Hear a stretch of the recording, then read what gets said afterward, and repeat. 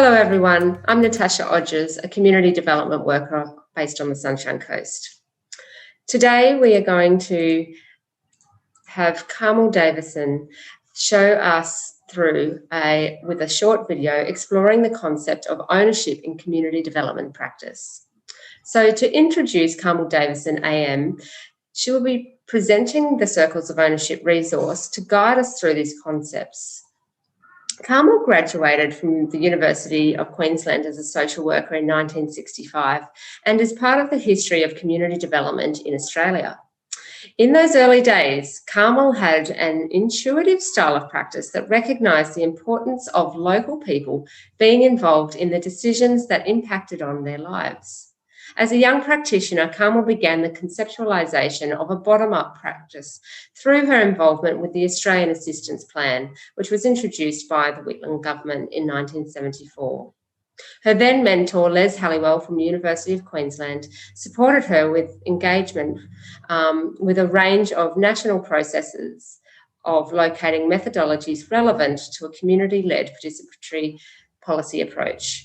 These methods are now known as community development or participatory development work. Carmel has a strong commitment to an intentional value-based way of working, whereby citizens work together to address matters which are important to them. Today, we have invited Carmel to explore the concept of ownership as a core element in community development practice. Thank you, Natasha, and hello to anyone who's watching this video. The inspirational concept of ownership is an important principle and central to our community development practice.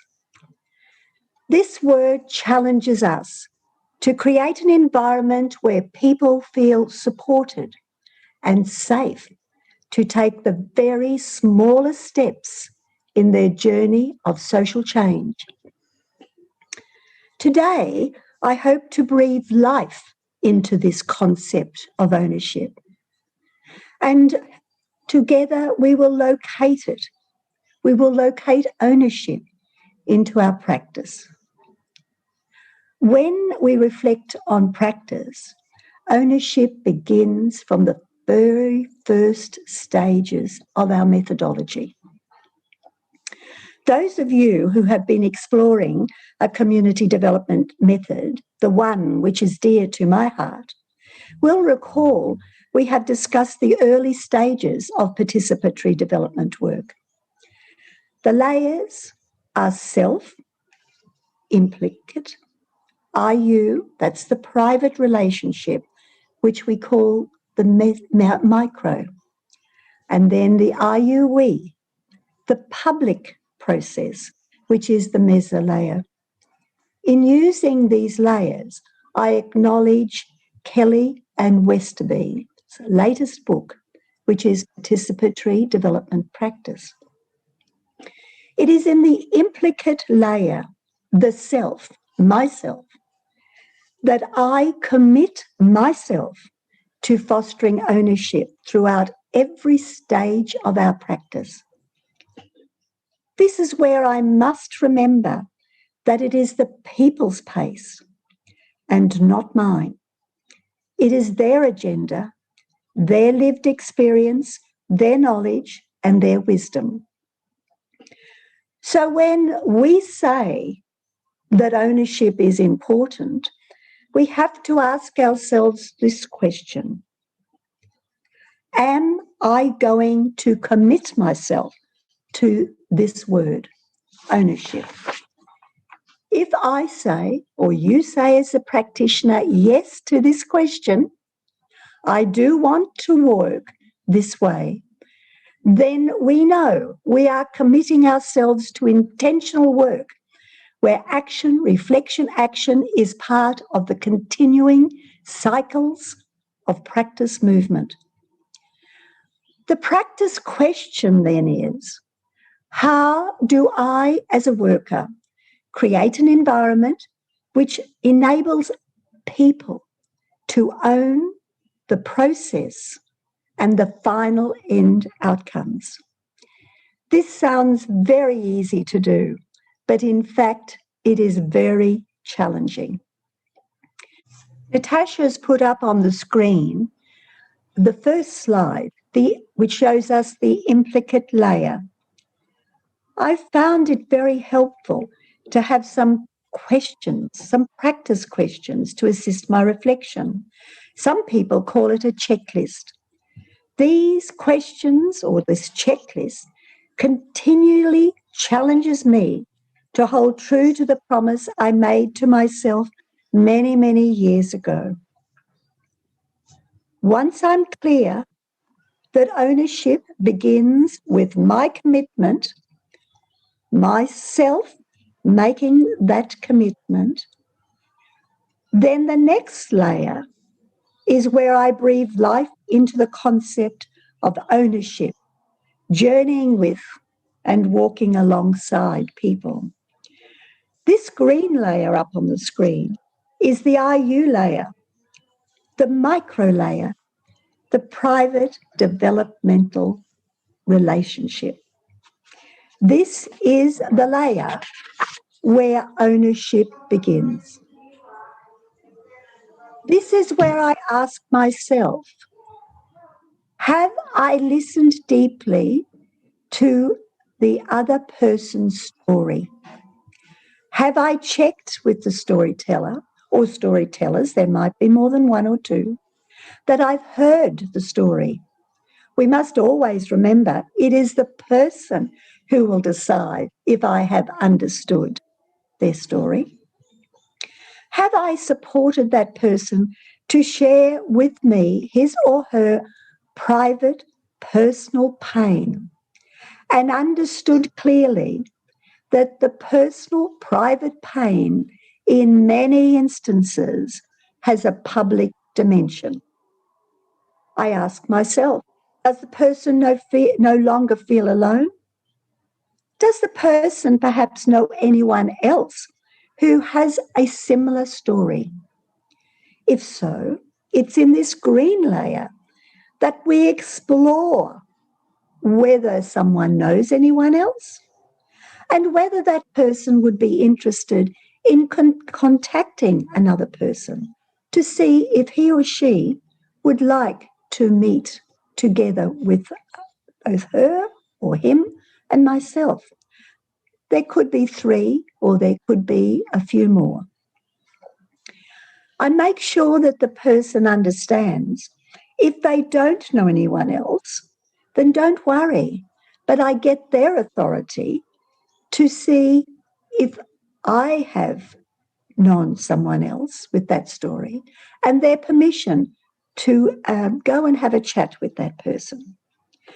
I need to be very clear with the person that the person is ready to move forward.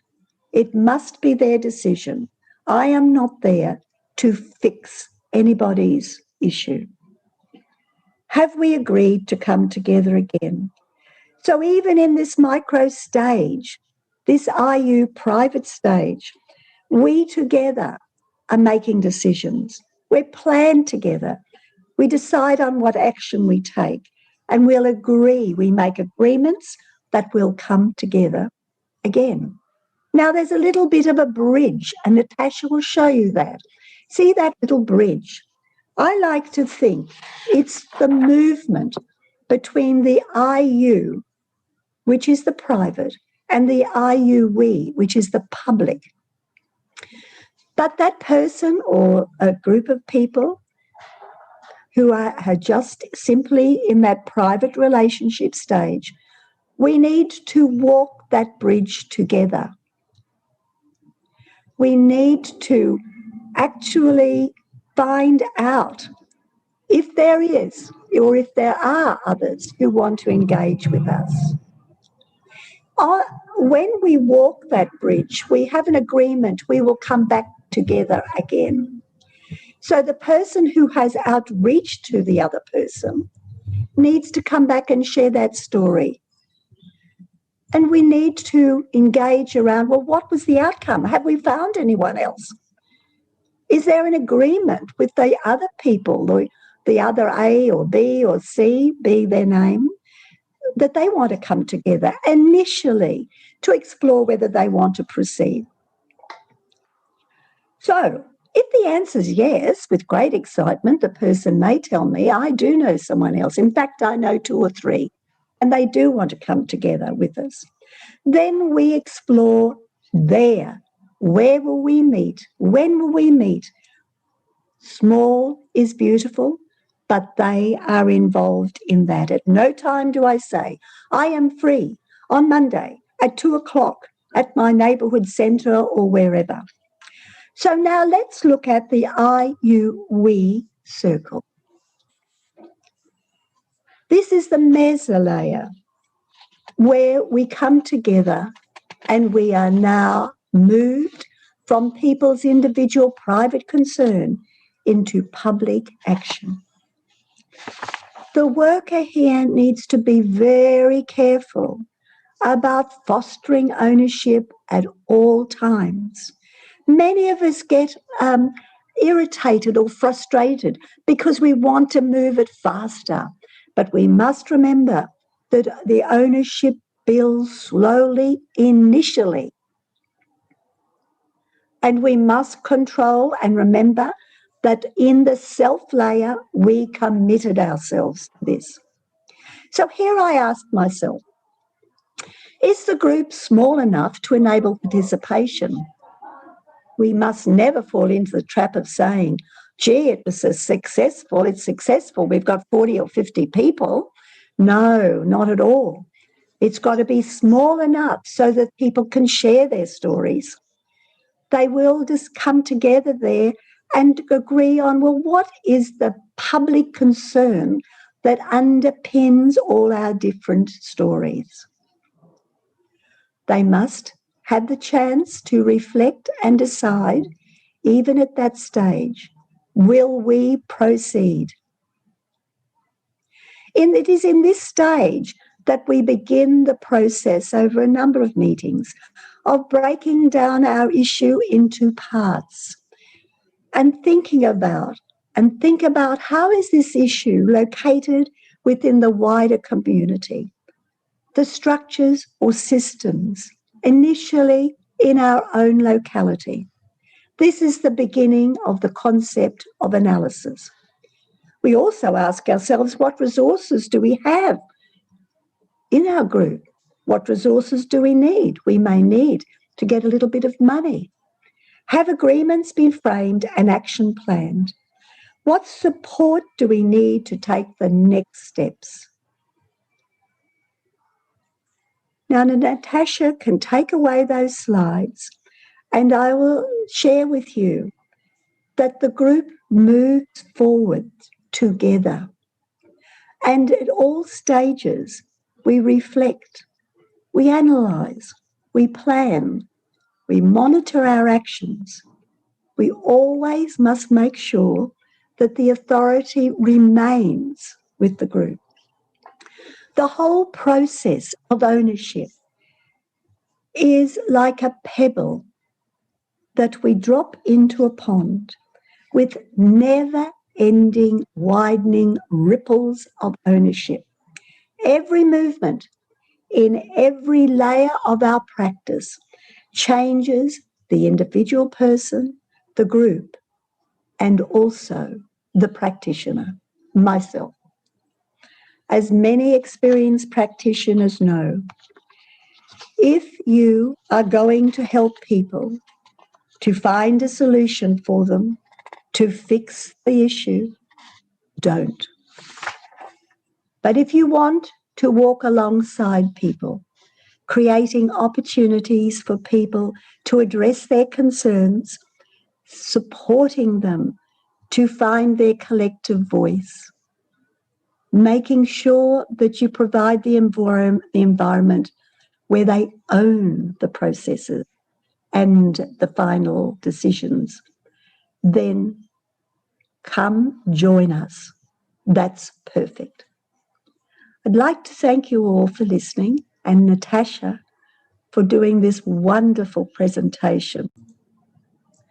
Carmel, thank you very much for sharing your insights on circles of ownership and all of the detail that's within that, and I know you've really even only just scraped the surface of what you've been saying there. So we really encourage people to sit with this diagram and use it as an ongoing point of reflection in your own community development practice, to take through, as it's something that can be useful over many years.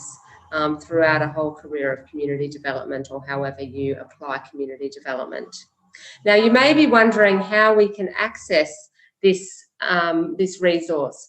So you can look on the Queensland Families and Communities Association website, the QFCA website, to find that resource there over time.